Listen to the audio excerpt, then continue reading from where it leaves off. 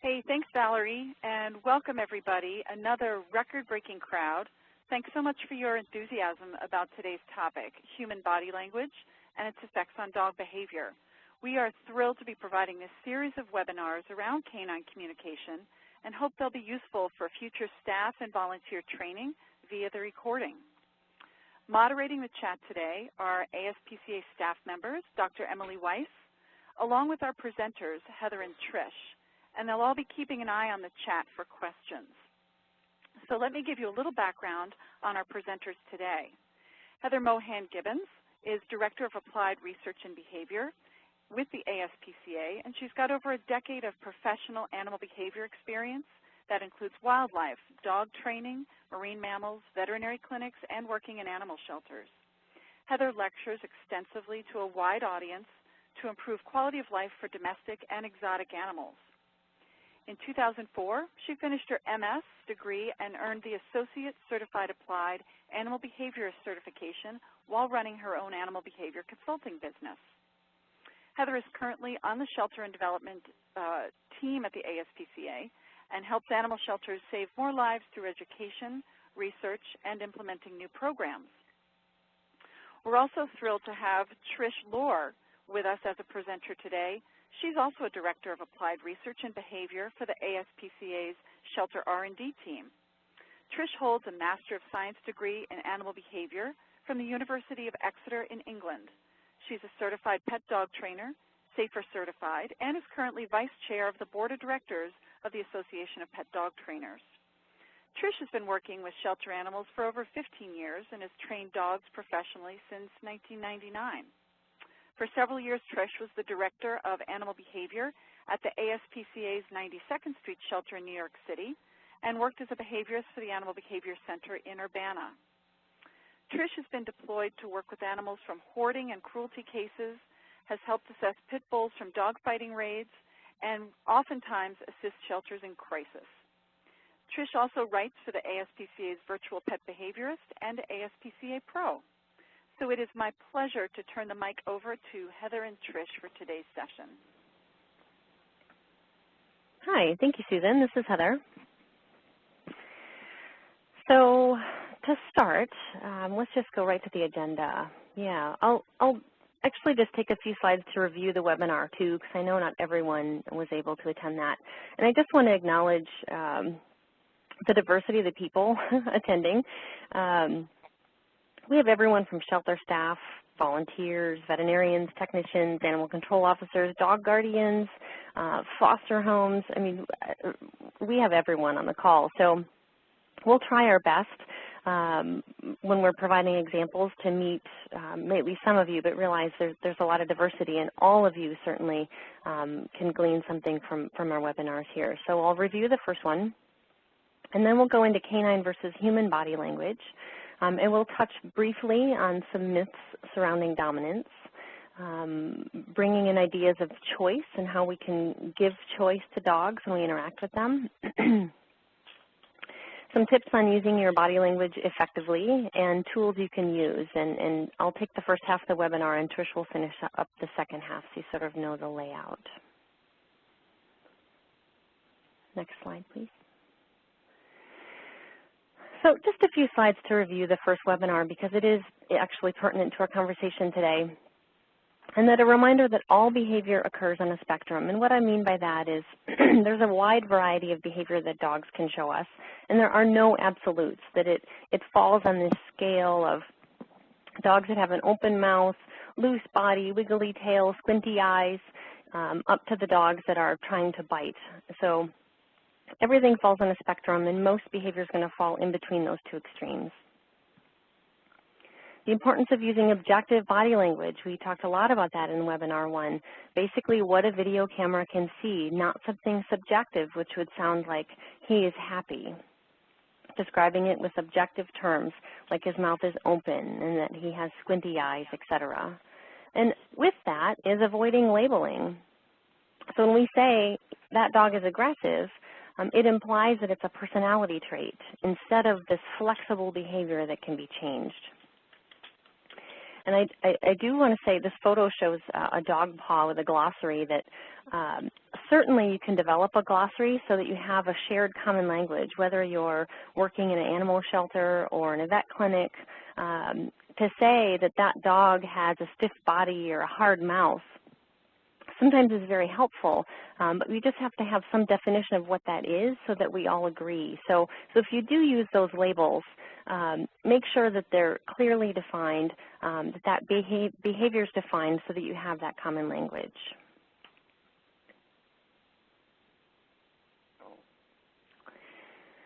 Also, we touched on interpreting, and really this slide I put in here is an echo back to some of the things that came up in our chat from the first webinar. A common theme was, well, you know, the tail is up or I see teeth, what does that mean? And really, one of the things I want to stress is that we try and avoid interpreting whenever possible. So when we're interpreting something, we're bringing our own bias with our own experience and knowledge into that interpretation. And quite honestly, we're not privy to the internal thoughts of any animal. And something that I actually just heard a couple days ago that I thought was relevant here, on TED TV I was listening to a lecture, and they said that in humans there are 10,000 expressions that we can make. And only 3,000 of those are actually related to an emotion. And of those, only 50 expressions are commonly seen. So when I look at this, I think, you know, dogs are probably similar. And really the takeaway is that our bodies may move in lots of ways that don't necessarily have a direct meaning or a direct interpretation. And one example would be this photo here, in that, you know, when I look at this photo, I see teeth. And you could ask me, well, what does it mean when the dog shows his teeth? And the answer is you have to look at the whole body and use that context to inform what you're supposed to do or how you're supposed to interpret this situation. So on the next slide, you can see the importance of context. This dog had just jumped into a pool of water. So given that context, and you can see the rest of the body and you see what's happening in the environment, it better educates you to answer your question about what does it mean when. So really rely on context.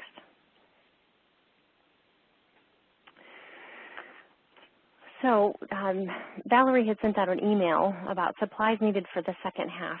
If it's handy, it would be worthwhile to have either a 4 or a 6-foot leash and a slip lead. Now, of course, if you don't have access to these things right now, you have no need to worry because this is being recorded and it will be available to you afterwards when you do have those leashes handy.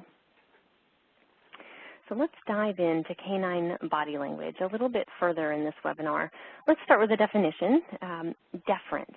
So defined by respectful yielding to judgment, opinion, will, etc. of another.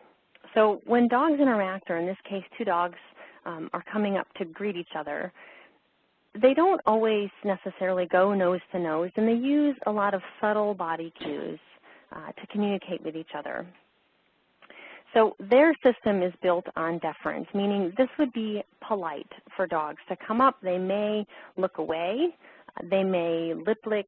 They may, on the dog to the left, for example, his ears are back. They're avoiding eye contact. This would be a very polite way to possibly interact for these 2 individuals.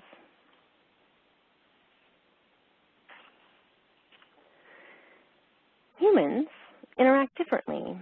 So this is the polite way for people to meet. We have a direct approach. We usually walk straight directly towards the other person. We face frontal. We give each other eye contact. We're in close proximity with each other, and we touch each other. And frequently that touch is fairly stiff. So we're stiff and square. So when we're looking at greeting behavior, you know, people greet dogs oftentimes in the same way that we greet each other. All of these same things are true. So you have a boy bending in, direct approach, walking straight towards the dog, giving eye contact, close proximities, touching. Sometimes people even touch the top of the head. All of that is very similar to the way that we would interact with each other. So let's take it one step further. Sophia Yin has a great sense of humor, and these are actually from her poster. But if people were dogs, this is what it would look like. that reaching into that personal space, rushing up, right? She's saying creep, because this is not polite, right, for us, but yet we do it to our dogs. So dogs use deference, and we use this more direct approach. So it's very easy to see how miscommunications can arise. Dogs may use their body to avoid being touched.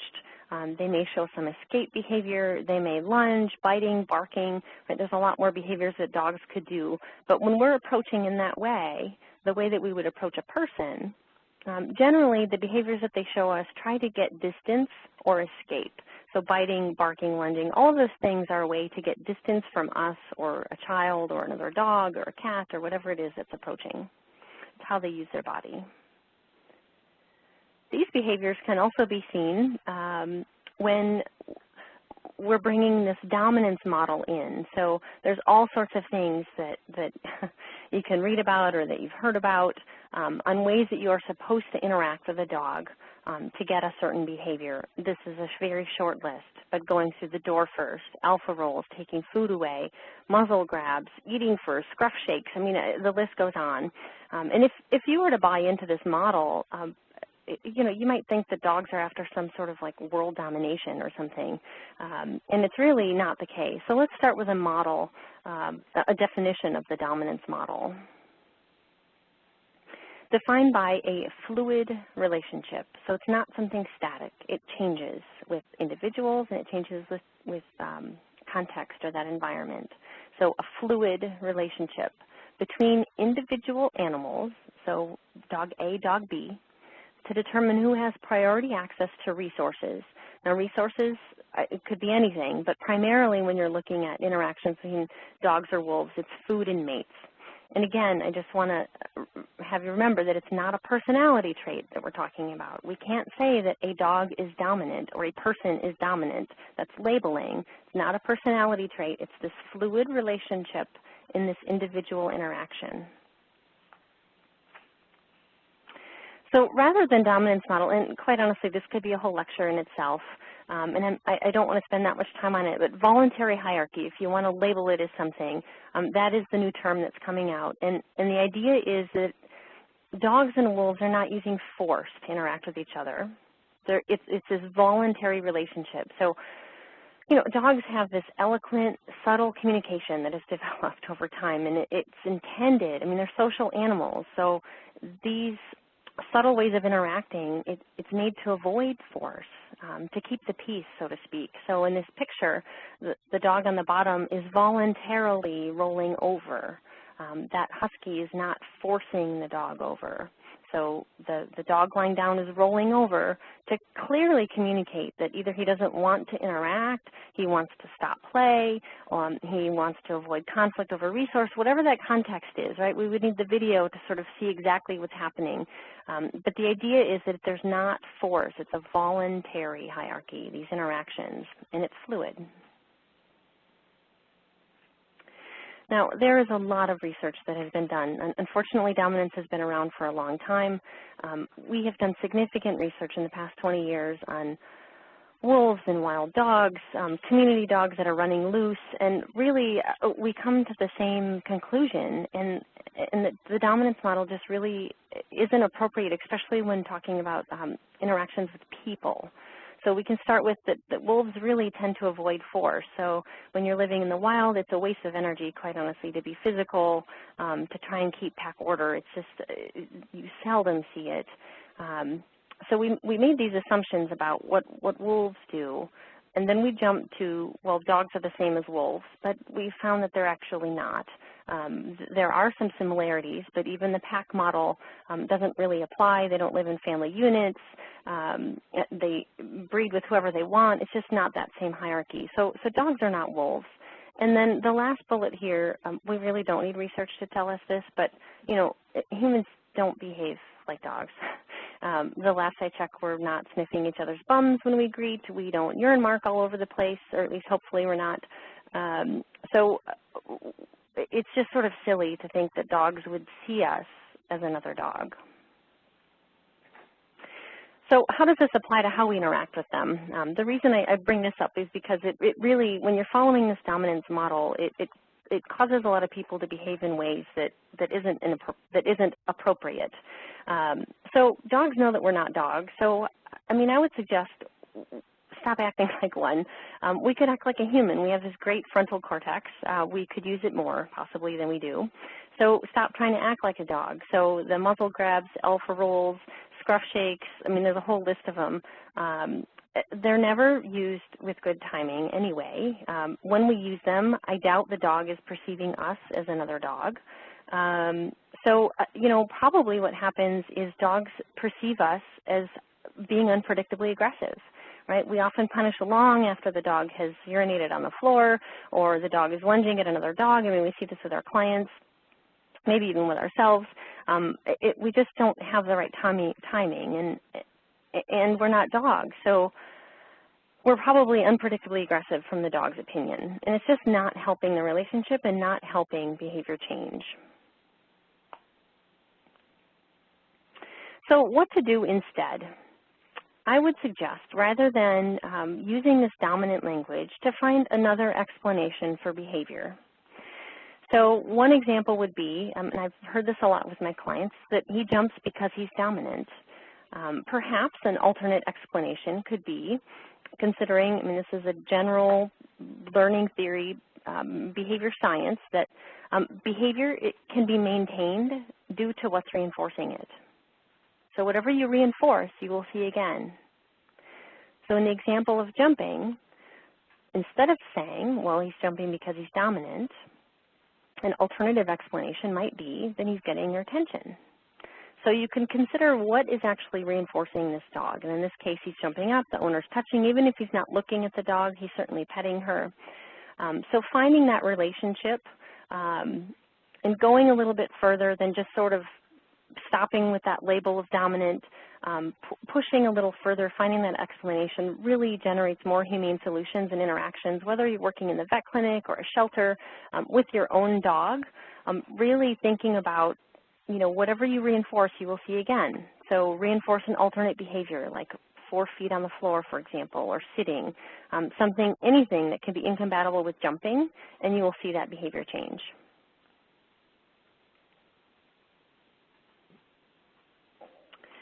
Can you go back one slide, Valerie?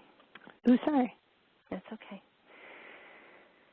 So choice is really important, and Trish will talk more about this in today's webinar, but also in the upcoming one. But when interacting with your dog, it's really important to consider the choices that we're both giving and taking away. So choice defined would be an abundance or variety from which to choose, or an alternative. And in this photo, you can see my dog. She has lots to choose from when she wants a chew toy or some sort of enrichment. And basically with choice, I just want you to realize that there has to be more than one option, right, for the dog to chew. Next slide. So 2 aspects. One is some behaviors are not seen when there's a lack of choice. So same dog without all those toys on the floor, and you see an absence of that moving, selecting, chewing, licking, pawing. So some behaviors might not even be present unless they're given a choice to choose. And you'll see this is relevant for those of you in a shelter. You have species-specific behaviors, so it really doesn't matter if we're talking about a dog, a parrot, a beluga whale. Some behaviors might not actually be seen unless they're given that appropriate choice. More often, though, when we're interacting with them, we often make this mistake. And this is that some behaviors can actually be seen only when there's a lack of choice. So in this picture, there's a dog that's backed into essentially a corner. She can't escape. There's 2 dogs on either side. So she's showing her teeth and growling. So she's showing this kind of behavior to get escape. She wants some space. So she's using her body to try and change her environment. So again, it's the lack of choice that we're seeing this behavior from this dog in this environment. And we often make this mistake when we interact with dogs. We typically we take choices away, we pull that leash too tight, we put them in a corner. And actually to address, when a lot of you signed up, we queried you on what things you might want to learn. And this is actually the answer. for some of your questions. Specifically, someone had asked a great question about the biggest mistake that people make when handling, and I would say the answer is by limiting choices. So we, move too fast, or we move in too soon, or we box them in very much like this photo when we're interacting, and Trish will go into this more here in just a moment, but we reduce their choices of escape. So there are lots of ways that we can still do your job, which Trish will show you how to get a dog out of a kennel and all of these things. You can still do your job while giving the dog some choice. Yes, thank you. So the main thing, the takeaway to be aware of is give choice when interacting. You will see more diverse behavior. So if the dog has the choice to move his head away or to turn away, you'll be able to see that, whereas if you just pull on a tight leash and reduce that choice. You'll see that less defensive behavior, and what I mean by defensive is biting, lunging, all those things that you might see if the dog was in the corner. And you will also have more clear communication. The dog has a choice to walk away in some cases or to turn his head away. He can clearly communicate versus just responding defensively. And so Trish will actually highlight some of those things in more detail. And I just want to emphasize, too, that she'll finish up this webinar today. And it's really an intro into the body use and leash work. And it's really a solid lead into our third webinar that has a lot more in-depth information about handling that some of you actually asked about working in vet clinics and certainly in shelters that will be very relevant for you. And I'll let Trish take it. Hello. Welcome to the hands-on part of the seminar. Thanks for attending. During my part, we're going to talk about some ways you can use your own body language to communicate with dogs, mostly to show them that you're no threat. If you have your leashes with you, you're going to be able to follow along in a few slides, so take them out now. If you're having trouble, there's a lot of video in this presentation. If the video doesn't play at the correct speed because of your internet connection, I suggest you play along with it with the recorded version that will show at normal speed in the recorded version. And we're going to play the shorter videos back twice for you. So these tools and techniques we're going over are going to be really useful to people who work in shelters, dog daycares, kennels, but there are things that anyone who works with dogs can use. So in the picture we have Danielle from the Champaign Humane Society right across the street from me, and she's showing you how to approach a kennel quietly with soft body language. You'll notice that she's got her body sideways to the kennel. She is showing the dog the leash up front. That will often soften a dog's body language once they realize a walk is at hand. She's not making eye contact, and she's speaking very softly to the dog. She might say something like, "Do you want to go for a walk?" A lot of dogs know that phrase very well. So I'm going to show you a video in the next slide. Let me explain it first in case you have your computer volume up and have all the barking in the background. What I'd like you to watch for in this video, at first I'm going to approach in the way that a normal adopter would approach this dog. I asked him to find me the barkiest dog in the kennel, and he's a wonderful model. So I'm going to approach and sort of loom over and stare at him, watch his body language as I'm doing that, and then I'm going to soften my body language, and I'd like you to pay attention to what he's doing as I make the body language softer.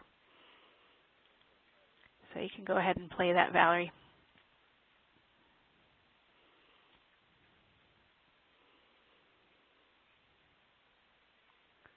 So there's the loom that everybody's going to do to him.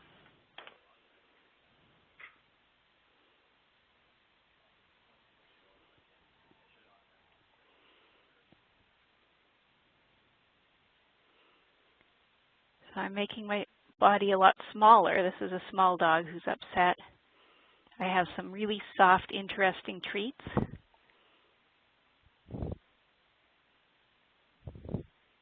And you can see instantly, as soon as I got down and showed him better body language, softer body language, that he got softer as well. Now, not everybody in the shelter is going to know how to do that. So if you go on to the next slide, Valerie, I'm going to bust another myth now that Heather's busted a few of them. A lot of trainers will tell you never to feed a dog if they're barking at you because that's going to reinforce their bad behavior. So I'm going to tell you something really interesting that happens. You can try this next time you're at a shelter. Take some soft, interesting treats. And if you pick the barkiest dog in the shelter and approach them over and over again and give them a treat every time, they will be unable to keep barking aggressively at you because they're anticipating a treat. It's the Pavlov effect. They start anticipating good things and they're unable to keep up this flurry of barks. So I'd like you to watch this little guy. I'm going to approach several times and watch from the first approach to the last one what happens.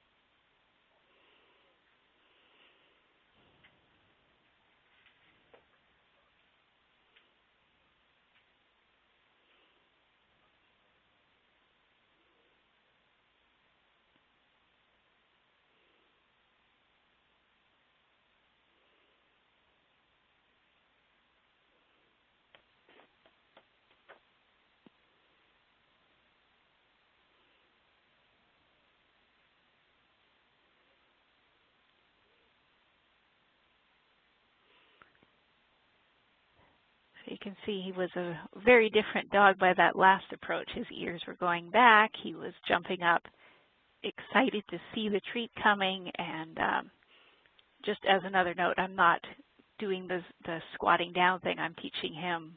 I'm approaching just as the normal adopters are going to approach this dog. He needs to get a new home, and people are going to walk straight up just the way I did, but I'm just changing the consequences for him. If somebody walks straight up, he's going to get a treat now. This shelter also will often put a treat bucket on the outside of the kennel with a little note that says, please give me a treat, and that can also help with this sort of barky dog.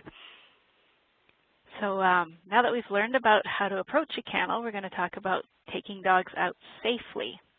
We can move on to the next slide. A lot of you who work in shelters will use a slip lead, so we're going to talk about that first, and then we'll go on to talk about how to use a regular leash and collar. There are reasons to use each of these types of leash. So don't rule one out just because your shelter only uses the other. I like to have both of them available. So you'll notice in the photograph, Danielle's approaching the kennel. She's not sideways anymore because she's about to take this dog out. And she is showing the leash, but she's got the door braced so that the dog can't push it open.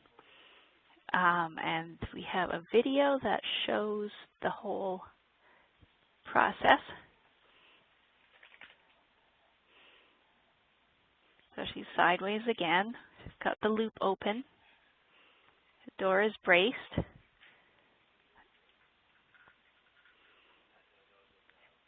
And you'll notice with the slip lead, she's able to get the dog out quickly without having to put her hands too close to the dog's face. So if this was a really overexcited or potentially aggressive dog, sometimes a slip lead like this is the safest way to get them out of the kennel. Notice also that she's keeping the leash a little bit taut. In the next slide, we have a really great picture of the proper hand position for a slip lead. So this is Chuck. He's an amazing animal handler I met on deployment in Ohio last year. And he's taking this dog out of a hog barn. This dog hasn't seen the outdoors in a long time. Many of the dogs were aggressive in this deployment, and he's got a little bit of upward tension on the slip lead so that it won't loosen and the dog's head won't come out. But notice also in between the two hands, he's also keeping the leash snug. So this gives the maximum amount of control. So if you're handling a dog who might become fearful or aggressive, make sure that the leash is not only snug between the dog's neck and your hand, but also between your two hands. And that will give you the most control. So we're going to move on to the hands-on portion of the session. If you have a cooperative dog near you, feel free to use the leash on your dog. If you don't have a dog nearby, you can always lasso your foot with with the slip lead. So the first technique I'm going to show you is called the figure-8 leash. And you can see in this photograph why it's called the figure-8 leash. Many of you who work in shelters use this type of leash anyway. So we're going to talk about when we'd use a figure-8 leash. We're going to talk about how to remove a slip lead without putting your hands near the dog's collar. And if you don't have a slip lead handy, we can show you how to make one out of whatever you have around. So we'll move on and see what this looks like on an actual dog. So you can see that the clip attaches to the ring when you're about to take the leash off the dog. I don't actually walk the dog with it clipped like this as a rule, because if you accidentally pull on the wrong piece of the leash, it will loosen the collar and the dog can get loose. So I'll generally just attach that leash, the clip, to the ring as I'm putting the dog back in the kennel. So if we move on, you can see what it looks like in action.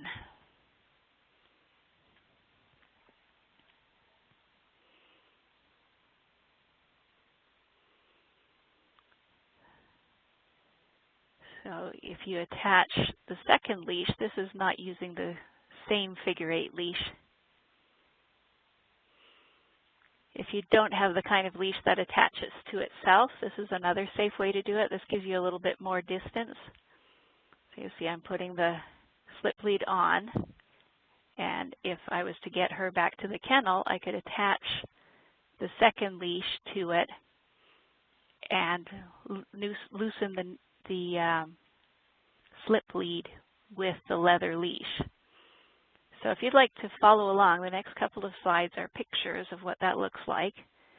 So open up your slip lead and slip it over the neck of the nearest cooperative dog or the toe of your shoe. You can cross your legs and lasso the shoe. Then attach the clip to the ring on your slip lead. And if you move on to the next slide, it'll show how to loosen it. So you pull on the regular leash, which will open the loop, and you can see my hands are nowhere near this dog's face, and I'm getting the slip lead off of her in a safe way.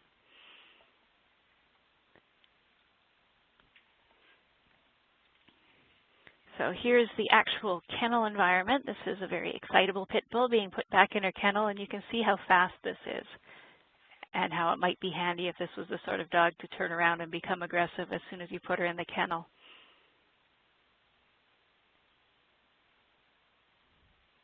I'm bracing the door and getting both leashes off. I think we should show that one again, and what I'd like you to watch in this one is watch how loose the leather leash is. I'm not pulling on that at all. I'm completely controlling this dog with the slip lead. The leather leash is only used to take the slip lead off the dog.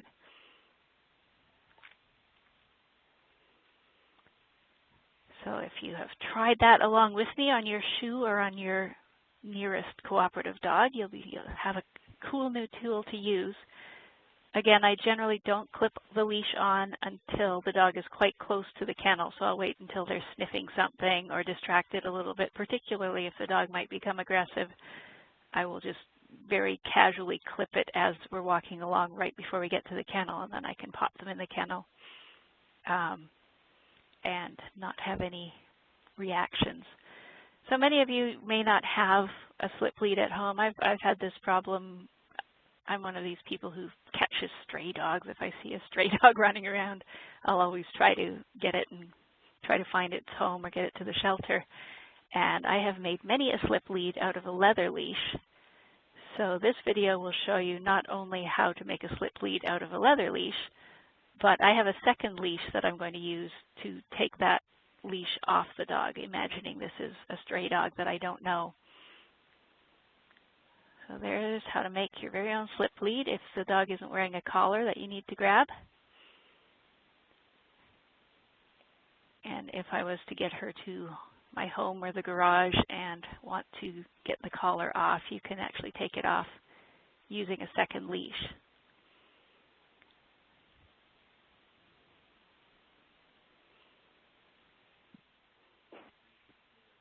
So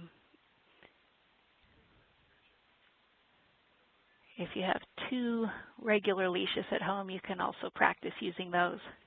If you want to watch the whole thing again when you get home, it'll be delivered to you tomorrow. You can, and especially if the videos aren't playing at the right speed, it'll be easier to watch the recorded version.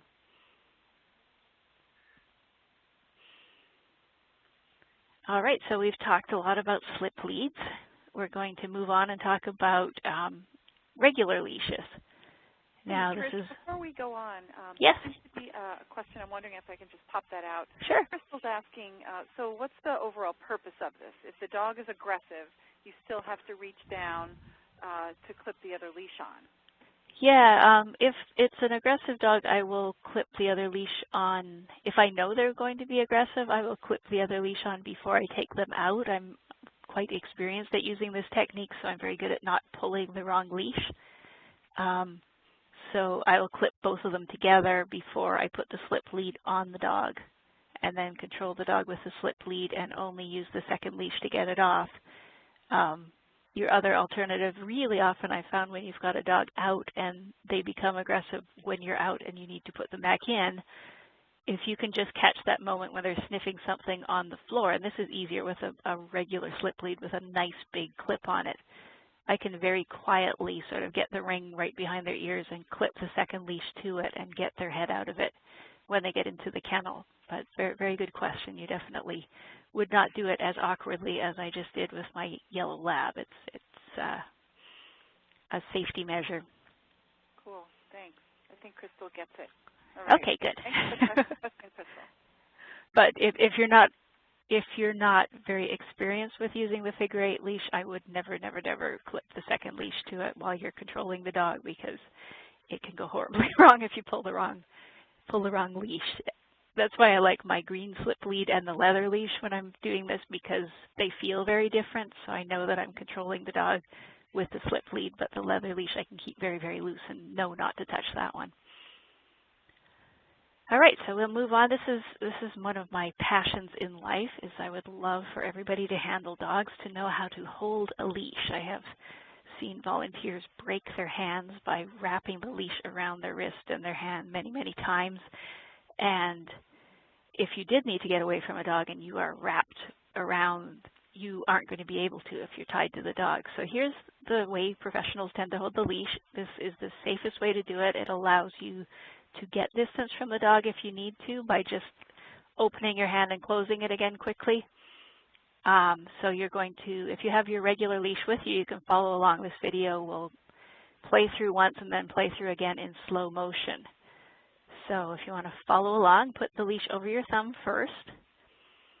Then you're going to accordion it 1 or 2 or 3 times, depending on how long it is, and brace it against your belly button. And you see when I just let go of that leash once, I've still got it. I just release with my whole hand and grab it again, and I've still got full control of the dog, but I've immediately been able to get some distance. So if you practice doing that accordion move and just dropping it once and getting the whole leash between you and the dog, that will make you 100 times safer if a dog was to become aggressive. And the other thing is, if you did need to drop the leash and get through a door, you're not wrapped up and tied to the dog. So we are going to talk about what happens now you've got hold of the dog and you are walking them. You can also use your body to maintain control of the dog while you're walking. Now, I'd like you to imagine that excitable brindle pit bull that I showed you in a previous video, putting her back in her kennel. And imagine tying her to either of these trees for just a moment. If we tied her to that willow tree on the left, and she pulled and the branch gave a little bit, and she pulled and the branch gave a little bit again, is she going to keep pulling and trying to get away? Well, I'd say probably. She's getting a little bit of give every time. But if you look at the oak tree on the right, if you were to tie her to the oak tree and she gave a strong tug on it, that oak tree is not going to move, not 1 inch. So how long is she going to keep pulling? Probably not very long, because it's clear she's tied to an immovable object. So you can use this little mental trick to have a little more control of the dogs that you're walking. So I've got a picture on the next slide that illustrates that. There's my crazy little lab trying to get at a cookie off to the right side of the screen. In the picture on the left, I have the leash wrapped around my hand, and she's pulling, and I'm giving like that willow tree, and she's pulling harder. You can see she's got her toenails dug in. She is going to get that cookie. Now in the picture on the right, I'm holding the leash as we practiced in that video before, and she's still pulling toward the cookie, but you can tell by her body language that she's not pulling nearly as hard, and she will give up a lot more quickly because she realizes I'm not moving. One other thing to notice is that I am pointing my hip in the direction that she's pulling, and that my legs are shoulder width apart. Those two things will allow you to control a really big dog. I can control a dog who weighs as much as I do with this technique, and she's just on a flat collar. There's no special equipment needed. So if we move on, we'll show this in person in video. Here's the excitable pit bull. She is going to be going towards her playground. She's super happy. Danielle is being a willow tree, and boy is Kia happy. She is pulling, and she is getting closer to the playground. Kia has just been adopted, by the way. She's a great dog. But you can see how every bit that Danielle gives, Kia is just taking the leash and pulling more. So we videotaped her again. This next video is taken several seconds after the first one, and all Danielle's done is change her hand position, and watch what Kia does. She's still going towards the playground. She's still very excited. She still just got out of her kennel. So she's starting to walk towards the playground. Kia's pulling, and look, she's tied to an oak tree. What am I going to do? I'm tied to an oak tree. I swear we did not stage this.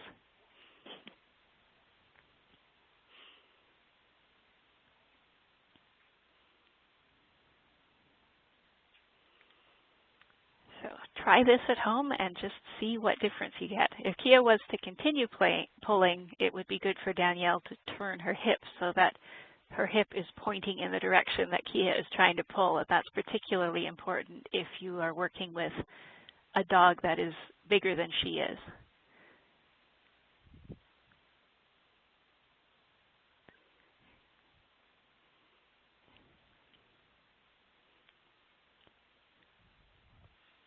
So why am I such a fanatic about leash handling? Well, here's why. This is a dog that we will show you in a future webinar who did try to bite me. And because I had the leash accordioned and I had it at the correct length, and because I had a martingale collar on him that he could slip out of, when he came up at me, I was able to hold him away from me. So leash handling is so, so, so important. If I had not been holding that leash correctly, he absolutely would have bitten me.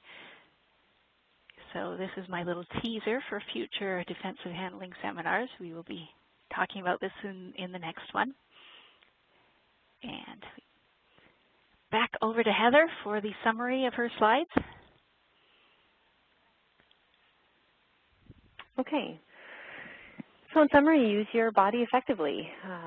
Trish went through some great examples, but you know, giving choices are really important, whether that be having a leash loose, when you're coming into a vet clinic, for example, that exam room, if the dog is under the table, rather than swooping in with your body and pulling him out, you could coax, crouch down, pat your leg, using your body in that way to give the dog choice to approach rather than having a defensive response. And of course, reading the dog's body language and keeping that context in place. And the language that we use can cloud interactions. That can be whether we're talking to each other, working in a vet clinic, working with a shelter worker, talking among our friends at the dog park, being very careful not to be labeling the dog as dominant, et cetera, because that sort of sets us up for interactions that might not be appropriate, but also when we're working with adopters. So in the animal shelter, how we language behavior to adopters can have a large effect and a large impact once they go home and start interacting with that dog. And really imagine interactions are more like a dance partner rather than us being the boss of dogs. And that doesn't matter what context you work in, thinking about how you can give choice and have this more flexible dance rather than us sort of dominating them and taking away all their choices.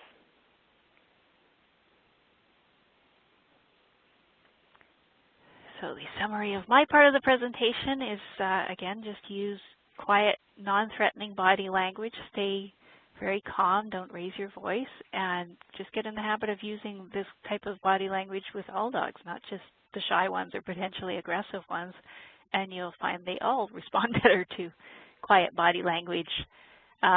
Both leashes and slip leads have their place, and please practice on your foot or on dogs at home if you'd like to use some of the techniques we've shown you. And really think about how you're using your body. Be that oak tree and have a little more control when you're handling dogs. And you will find they respond a little better to you.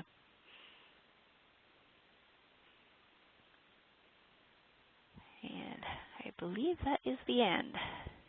Valerie, can we see the next slide, please? There we are. Great. Hey, so thanks, everybody. We know that this has been a fantastically helpful couple of webinars. There are some questions about access to slides. Valerie will be emailing everyone the link to the recording as well as the slides so you can watch it over and over and over again and practice all of your leash handling skills. Coming up on May 10th, we're going to continue and be talking about defensive dog handling, leash skills, and body language. And then we're going to shift gears a little bit as we move into the spring and summer and dig into our field investigations and response team, as well as a fantastic webinar about reuniting lost dogs with their families. So keep on coming back. Look for the webinar link from Valerie tomorrow, and thanks so much, everybody. Hope to see you soon.